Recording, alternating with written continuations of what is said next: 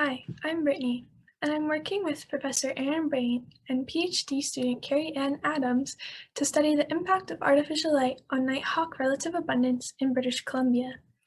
As land is becoming more urbanized and developed, we see a worldwide increase in artificial light. Artificial light can be seen to disrupt the behavior and distribution of animals. Therefore, studying its effects can be relevant for conservation purposes. One species that might be affected by artificial light are common nighthawks because they are active at dusk and dawn when artificial light is brighter relative to natural illumination. Although many studies focus on the negative impacts of urbanization, there could potentially be positive impacts on nightjar abundance. One of these positive impacts could be that artificial light may be used as an opportunity for nightjar species to forage at night. Therefore, artificial light may enhance foraging behaviors and demonstrate nightjar adaptability to changes in the ecosystem caused by humans. Our research is evaluating the hypothesis that the relative abundance for nighthawks will increase at points with more streetlights and other relevant light sources because they hunt flying insects which are attracted to artificial light. Since 2014, citizen scientists have been counting nightjar species, including nighthawks, at survey points in BC as part of the Canadian Nightjar Survey.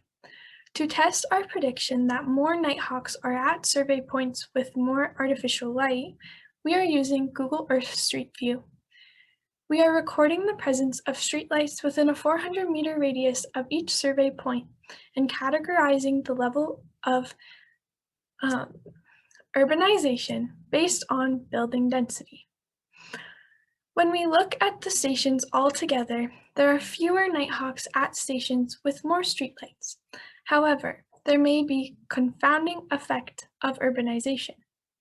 When we look at stations with 1 to 10 buildings, we see a negative correlation between the number of streetlights and nighthawk abundance.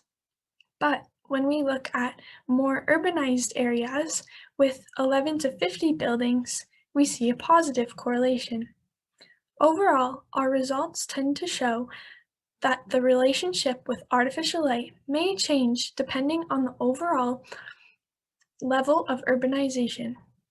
An increase in sample size, especially with sites that have more streetlight counts, will help us better understand how nighthawks respond to artificial light across the urban gradient.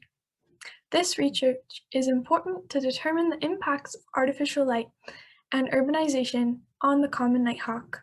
Our research shows that artificial light from streetlights may be contributing to a decline in the number of nighthawks observed in rural areas.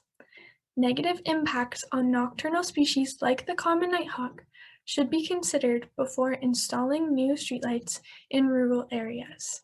Thank you.